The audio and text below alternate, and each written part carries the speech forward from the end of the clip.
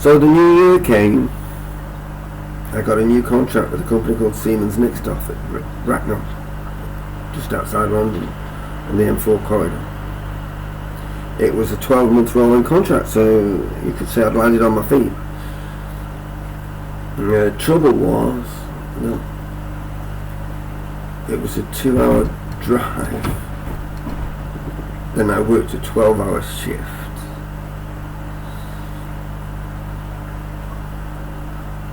And then had to sleep over in my car or drive home.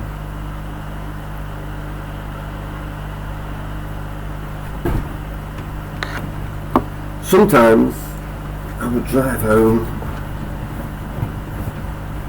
just so I could be there in time, 7:30 to tuck my children in bed, give them a kiss and tell them I love them. I'd drive home to do that. I had 3 kids. Then I'd get up at 5 o'clock in the morning, pitch black.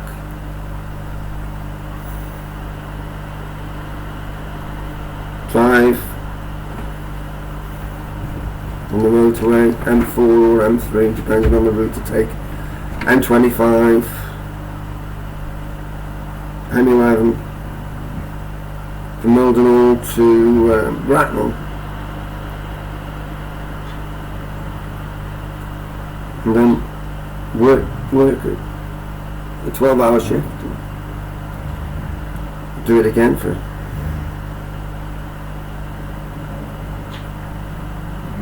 I couldn't do that. I couldn't continue like that because it's too stressful. So while I was at Siemens, I started looking for another full-time job, and I saw an advert in Computer Talk that Amadeus in Germany wanted network controllers. So I applied, was interviewed in Baker Street. I was looking for Sherlock Holmes, but I didn't see him at a hotel there. The guy that interviewed me was named Anders, and I was more or less told I'd got the job. So November, rented out the house in Mildenhall, which, since the American Air Base was there,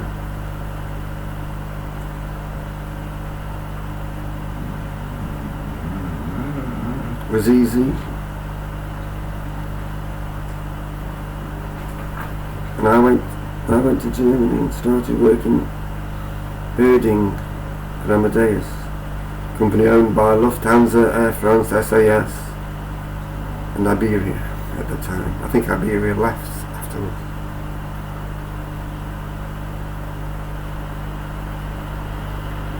Why I was working at Siemens Nixdorf, my wife said she wanted to learn to drive. She said she wanted to contribute to the cost of that by getting a job at Tesco. And I said, yeah, if that's what you want to do, do it. And she also started being a registered childminder.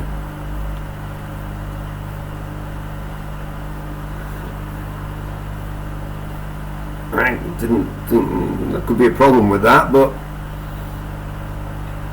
the first baby she looked after was a 2-week-old American black child.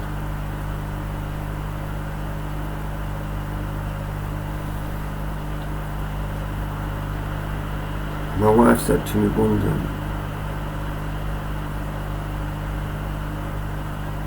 this 2-year-old black child has got a bigger penis than my 7-year-old son. I want one.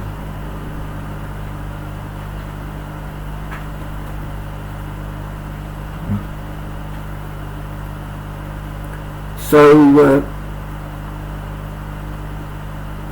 I get the job in Germany, and I go out there, and within a couple of weeks my mum was telling me, "Oh, Trisha's thinking of not joining you. She's thinking of leaving you."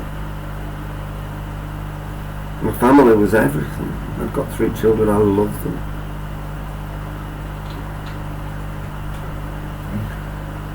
I had to go on a training course from Munich to Boston, Massachusetts.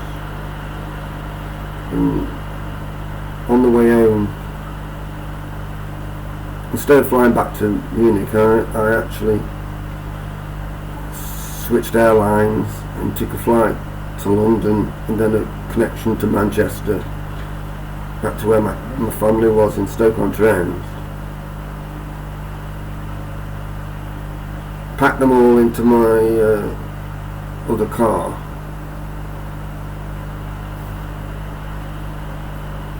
and we all came to Munich, and we lived in this Erding, which is north of Munich.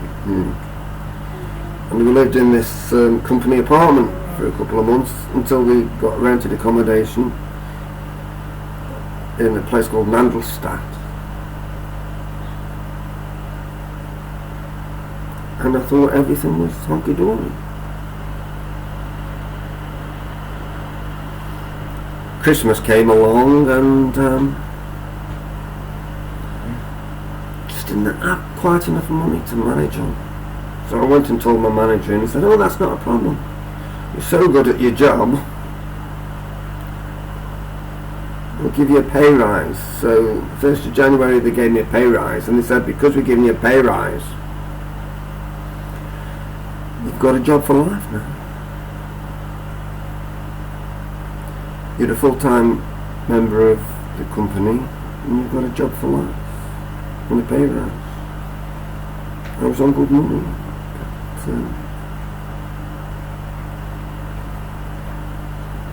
I was being set up.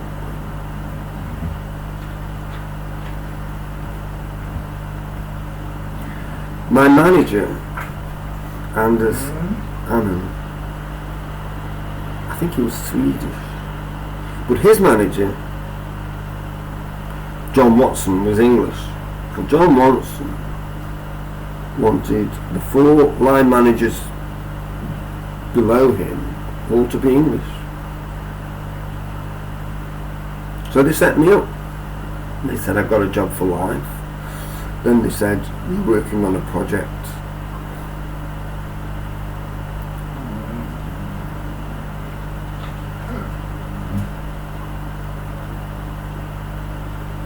"And we're taking you off your normal job to work on this project, which will be reporting straight to the board of Lufthansa, the main owner of Air France, the main owner of Amadeus, sorry."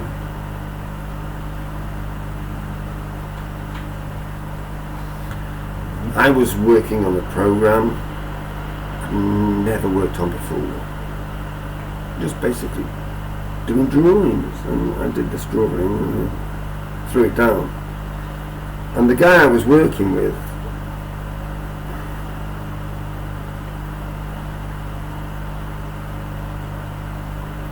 his name escapes me, which is probably better,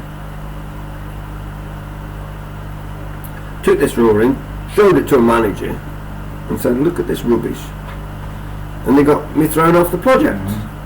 I complained, saying, "You've got no business showing in documents which I was only using to test on the computer to learn the program. You've got no business showing that to anyone." I walked into a meeting on the 17th of March 1992 to be told what I've got to do in the next 12 months, and was sacked on the spot.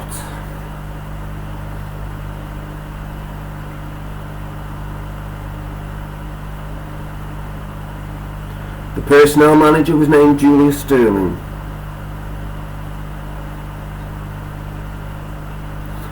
As Anders walked me out the building, he openly told me that this had been done to me deliberately because John Watson wanted an Englishman in his job, and he could not stay with the company because of how I'd been treated.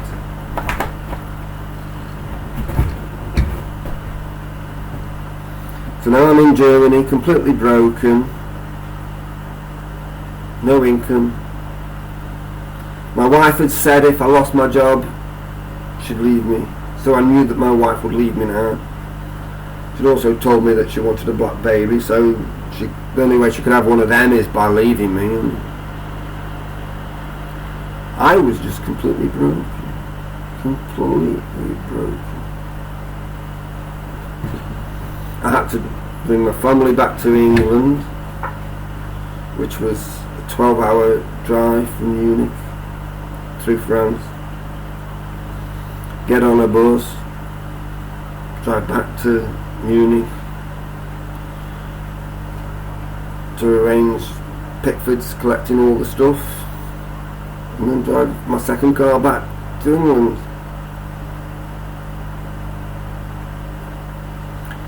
All this time knowing my wife was going to leave me, I had a complete breakdown in Germany. I had a complete breakdown in the UK. I was sectioned as a danger to myself and others. I was attacked by my sister, with whom we were temporarily staying. She said I attacked her. I was actually divorced on the grounds that I attacked my sister, because heaven forbid, she couldn't say that she wanted a big black penis, could she? I got sectioned, I got ill. I thought the problem was to get a job, because I didn't realise what was going on. I got offered a week's work back at Siemens Nixdorf, which of course I accepted. First day there, had a complete breakdown. Had a complete breakdown.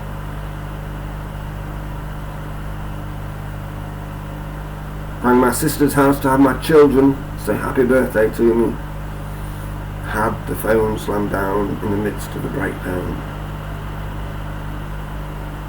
and had a catastrophic reaction.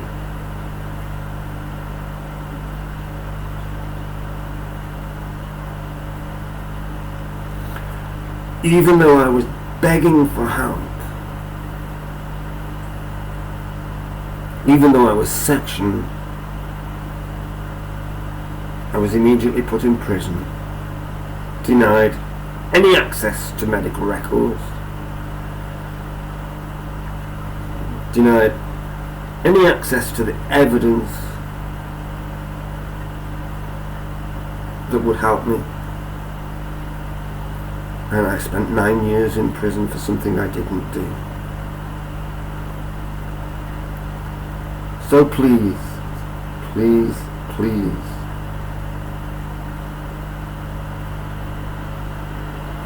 don't have a catastrophic stress reaction. Don't walk a mile in my shoes.